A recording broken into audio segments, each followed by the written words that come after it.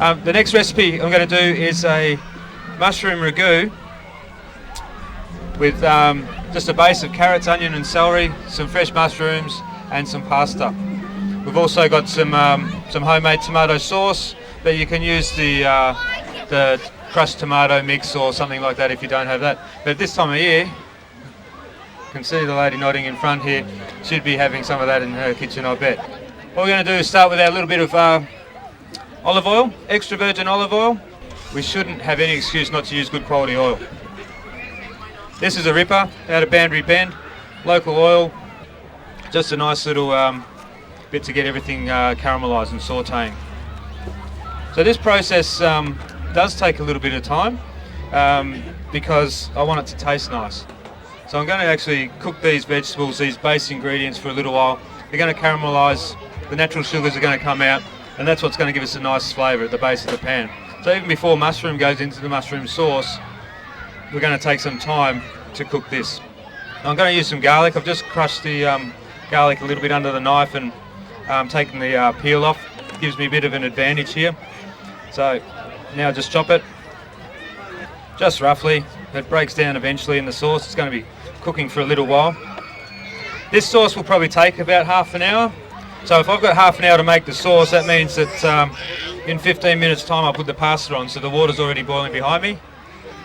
Alright, so plenty of garlic. I'll put the garlic in first because I reckon there's no better flavour or aroma than the garlic toasting, so there's no point at not having time to cook. You can see in the mirror there that is actually frying quite nicely, and if you were standing there you'd smell it. It's beautiful. You might even get something out there. The next one I'll go, I've got beautiful little garden onions, some carrots and the celery. So we're just going to put all the mirepoix vegetables in there. That's chef talk as well to start with. Underneath, the garlic's just toasted beautifully. So that is going to take some time to start cooking down. The garlic has actually browned. Now just sort of combine it all. I've got a nice heavy base pot which holds its heat, and it's going to keep on cooking those vegetables. You can still hear them sizzle a little bit. But I actually want them to sweat, so I'm going to put the lid on, and that'll help it cook. So that's not too hard, that's a start. But again, it's just taking that little bit of extra time and effort to make the sauce taste really, really nice. Some mushrooms, plenty of them here chopped up. They'll go in next, so I'll just put them under there until I'm ready for them. And then I've got some of the tomato sugo. I'll put in a little bit of thyme, and that'll cook. At the end, I'm going to put in a little bit of cream, butter and basil, and a little bit of grana padano, or the Italian Parmesan cheese. So that'll just bring it all together with the pasta. I'll reheat what I've already done. Okay, so in here you can see tomato sauce. I've got the carrots and the onions, the celery, the garlic and the mushrooms are already in there. It's been on the barbecue, so it's still nice and hot.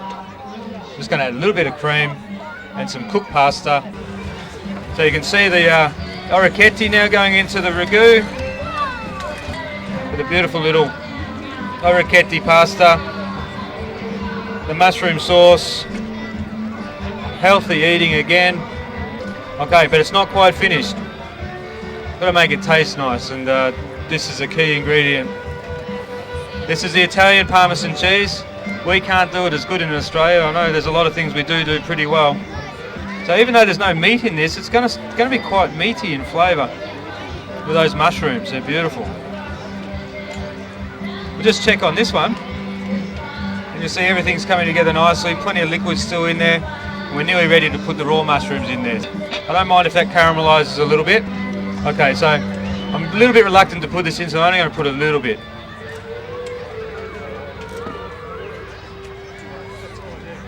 And that's only going to make it all nice and smooth, come together nicely. I'll just have a quick little taste for my seasoning, for the salt and pepper.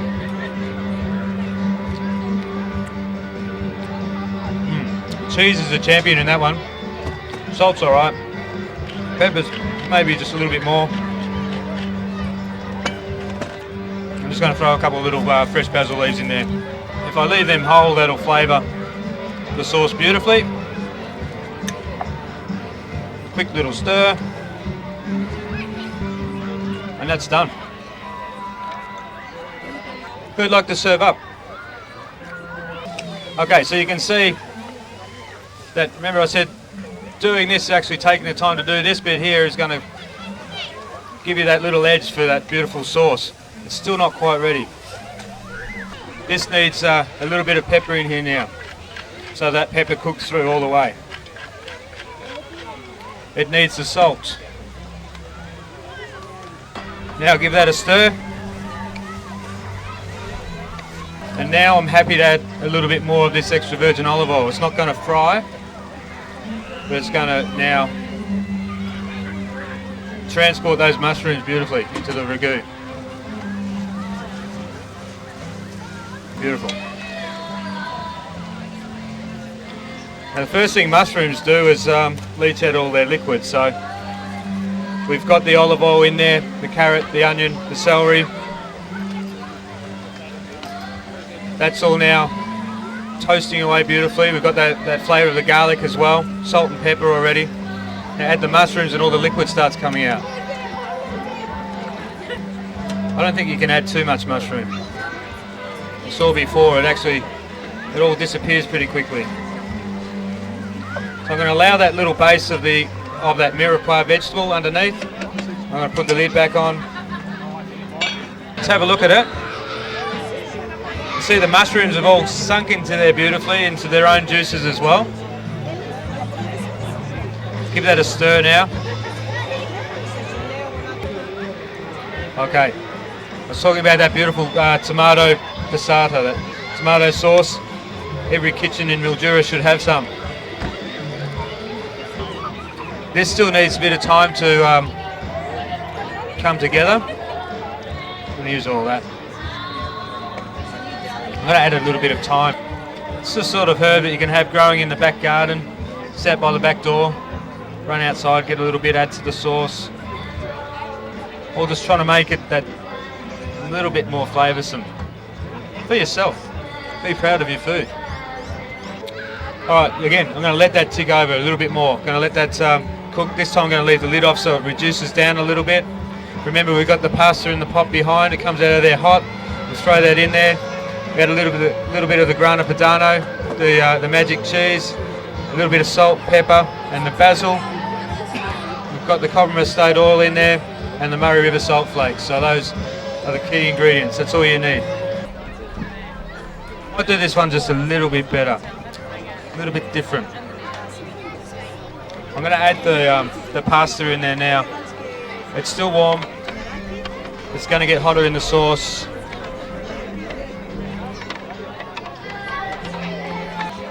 Just helping that coat the sauce. The trick to this now, instead of the cream in the previous one, I'm going to put a little bit of butter. We're getting all the nutrition from our beautiful vegetables. A little bit of butter won't hurt us. Okay, so to help it, again, coat that pasta. Just take a little slice of this butter. All right, 2 slices. That's all. And the cheese.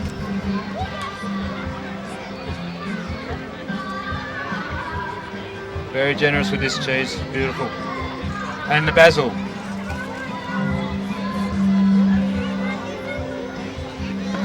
Now I'm going to turn it off and just stir it all through.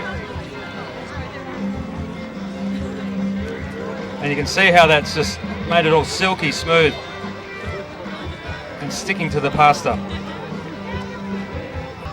Beautiful. And again, just to finish, to dress a little bit of that beautiful olive oil. There we have it, more to taste. So, buon appetito. Thank you.